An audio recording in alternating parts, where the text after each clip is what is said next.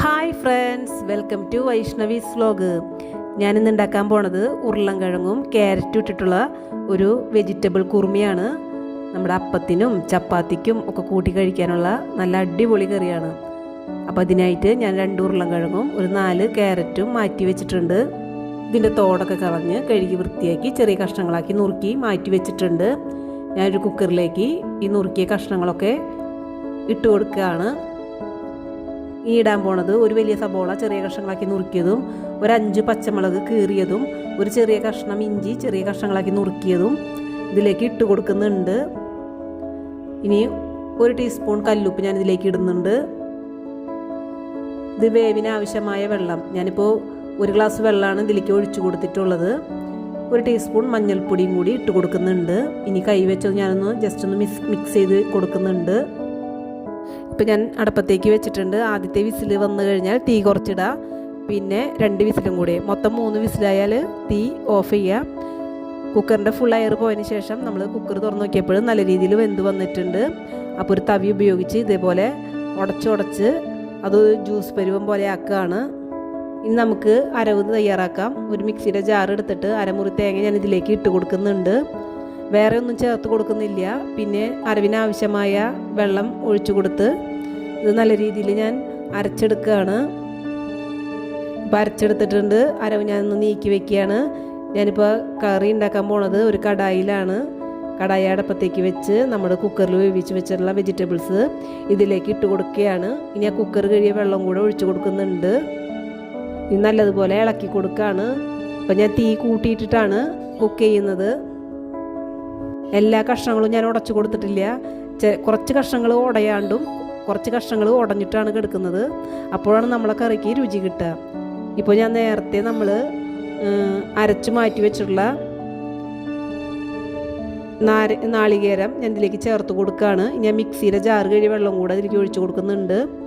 ഇനി എല്ലാതും കൂടെ മിക്സ് ആവുന്ന തരത്തിൽ ഇളക്കി യോജിപ്പിക്കുകയാണ്. നമുക്ക് തള വന്നു കഴിഞ്ഞിട്ടുണ്ടെങ്കിൽ തീ കുറച്ചിട്ടിട്ട് വേണം വേവിക്കാൻ. അപ്പോൾ നമുക്ക് ഈ അരവൊക്കെ ഒന്ന് വെന്ത് കിട്ടണം. അപ്പോൾ അതിനായിട്ട് ഞാൻ ഒരു ലിഡ് വെച്ച് അടച്ച് വേവിക്കാൻ പോവുകയാണ്. ഇപ്പം ഞാൻ ലിഡ് വെച്ച് മൂടുകയാണ്. ഇനി നമുക്കൊരു 2 മിനിറ്റൊക്കെ ചെറുതിയിൽ വെന്ത് കഴിയുമ്പോൾ നമ്മുടെ അരപ്പൊക്കെ വെന്ത് കിട്ടും. ഒരു 2 മിനിറ്റൊക്കെ ആയിട്ടുണ്ട്. അപ്പോൾ ഞാൻ ആ ലിഡൊക്കെ തുറന്ന് നോക്കിയിട്ടുണ്ട്. അപ്പോൾ നമ്മുടെ അരപ്പൊക്കെ വെന്ത് വന്നിട്ടുണ്ട്. എനിക്ക് കുറുകിയ കറികളാണ് ഇഷ്ടം. അപ്പോൾ ഞാനൊന്നും കൂടെ കുറുക്കിയെടുക്കാമെന്നാണ് വിചാരിക്കുന്നത്. അധികം വെജിറ്റബിൾസ് ഒന്നുമില്ല. ഉരുളൻകിഴങ്ങും കുറച്ച് ക്യാരറ്റും ഉണ്ടെങ്കിൽ നമുക്ക് ഉണ്ടാക്കാൻ പറ്റിയ ഒരു അടിപൊളി കറിയാണ്.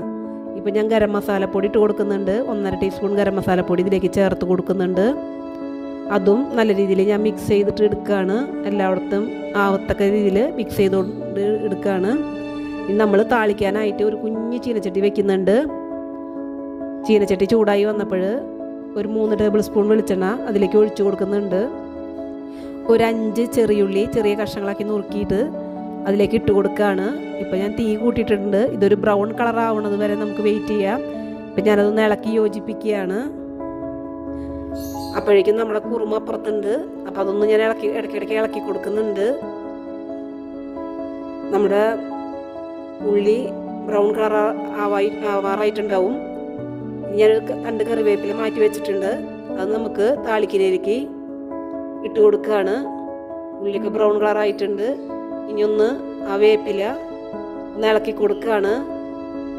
ഇനി ഞാനൊരു 1/2 ടീസ്പൂൺ മഞ്ഞൾപ്പൊടി കൂടി ഇട്ട് കൊടുക്കുന്നുണ്ട്. കാരണം ഇത് കറിയിലേക്ക് ഒഴിക്കുമ്പോൾ നല്ലൊരു അട്രാക്ഷനുള്ള കളറും നല്ലൊരു മണവും ഒക്കെ കിട്ടും. ഇനി ഇത് ഞാൻ താളിച്ച് കറിയിലേക്ക് ഒഴിച്ചു കൊടുക്കുകയാണ്. കണ്ട, നല്ലൊരു മഞ്ഞ കളറ്, അടിപൊളി കളറായിട്ടുണ്ട്. അപ്പം ഞാൻ എല്ലാം കൂടെ മിക്സ് ആവുന്ന തരത്തിൽ ഒന്ന് ഇളക്കി യോജിപ്പിക്കുകയാണ്.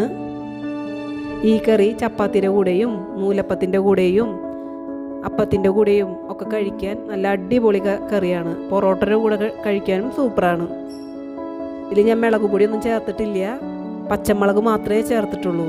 കുട്ടികൾക്കും മുതിർന്നവർക്കൊക്കെ ഒരുപോലെ ഇഷ്ടപ്പെടുന്ന നല്ലൊരു അടിപൊളി കറിയാണിത്. റെസ്റ്റോറൻറ്റിൽ കിട്ടുന്നേക്കാളും സൂപ്പർ കറിയാണിത്.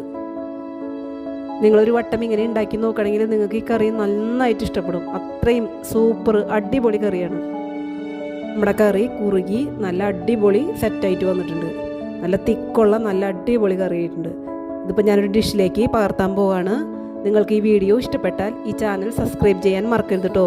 ലൈക്കും ഷെയറും കമൻറ്റും ചെയ്തേക്കണേ. പുതിയൊരു വീഡിയോയുമായി ഞാൻ വീണ്ടും വരാം. അപ്പോൾ okay, bye, see you, Tata.